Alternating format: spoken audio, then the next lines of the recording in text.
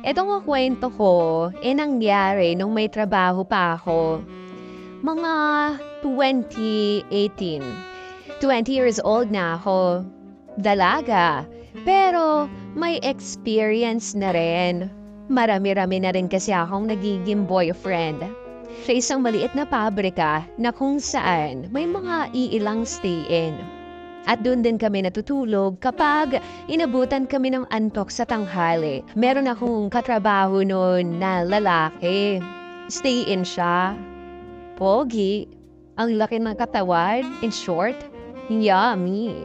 Minsan, pagtapos ng maligo, tinitingnan ko siya ng palihim. Sabi ko sa sarili ko doon, ang laki ng katawan, siguro.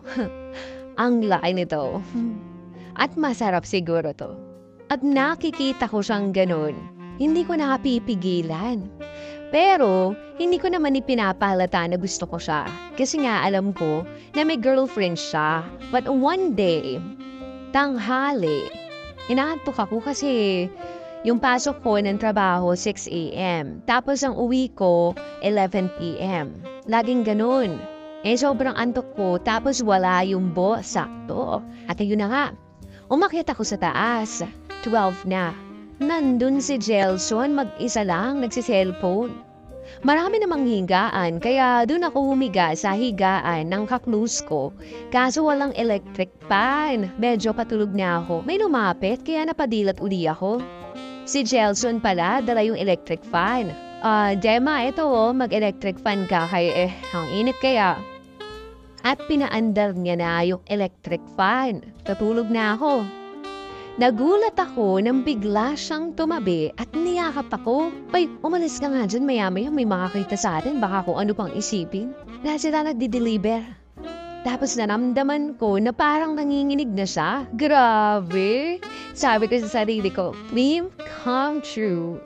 Pero ako, pakipot konti. Sabi ko pa rin, umalis ka nga dyan, may makakita sa atin. Hindi siya umaalis, nakayakap pa rin, at nanginginig. Tapos siningnan ko siya, parang nanggigigil na nanginginig. Tapos bumulong siya sa akin. Sabi niya, papayat daw ba ako? Hindi ako sumagot. Tapos yung kamay niya kung san-san na nakakarating. Marupok pa naman ako. Pinatulan ko na siya. Hanggang salik dito, walik dun. Tapos ayun, ibinaba niya na yung kung ano man yung dapat ibaba. Tapos, binaba niya na rin yung sa kanya. Shucks! Di ako nagkawali. Ang puti! Mahula-mula pa ha. Ba't ganun? Jutes and teddy.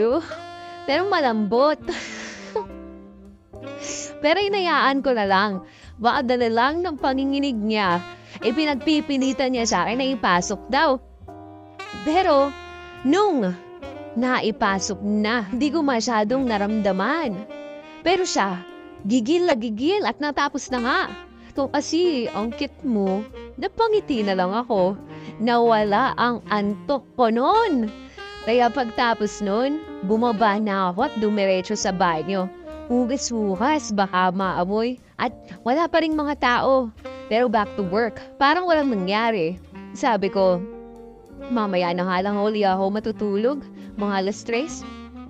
Yun na, trabaho na kami uli. At pagpatak ng 3:00, umakyat uli ako. Wala pa ring tao, nakaidip na ako ng konti. Nalimpungatan ako at nagising ako. Nakita ko si Jelson pa din. Allah, tumabi uli sa akin. Gusto pa ng round 2, sabi niya. Isa pa? Sabi ko naman, ayoko, maliit, sabay tawa. Napahiya siguro siya, kaya yun. Di tinadtad na naman niya ako ng halik. Ako na ang nagmaneho. Baka ngayon, malaki na, kasi hindi na siya nanginginig. Nilaro ko ng nilaro, pero wala. Ganun pa din talaga. Cute size, jutes. Tapos, gusto niya pa na ilolipop ko. Sabi ko sa kanya, ay, ayoko nga. Alam na, ganun na ulit. Net yun, pagkatapos, diretso uli ako ng CR, hugas-hugas. At pagkatapos ng araw na yun, hindi ko na siya pinansin. Pagpasok ko uli, sabi niya huwag daw ako magchat sa kanya tungkol dun sa nangyari sa amin. Baka daw malaman ng jowa niya. Talaga? Ako pa talaga?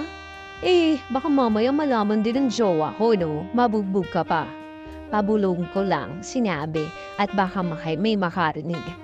Pero, sa totoo lang, wala naman talaga akong jowa. Kaya yun, nagsimula na akong maintriga sa girlfriend niya. Sinearch ko sa FB, pata pa at sa mga post nakikita ko na parang mahal na mahal siya. Hinayaan ko na kasi baka bandang huli, may in love ako sa kanya, tapos siya hindi. Kaya inuwasan ko na lang siya. Hindi na ako pumasok doon mga ilang araw lumipas. Nag-chat sa akin, wala na daw sila ng girlfriend niya. Ba't daw hindi na ako pumapasok? Sabi ko na lang, wala tinatamad na ako. Tapos, nag-chat pa rin siya sa akin lagi. Hindi ko na nire-replyan. Hinayaan ko na, nagpasalamat na lang ako at walang nabuo. Kasi wala naman kaming ginamit na, alam mo na, at kung nagkataon, pay ka diha, die! Lifetime ako magtitiis sa jutes? Ay, ayoko no. Teka, tanong ko lang, paano kaya nakatitiis yung iba sa jutes?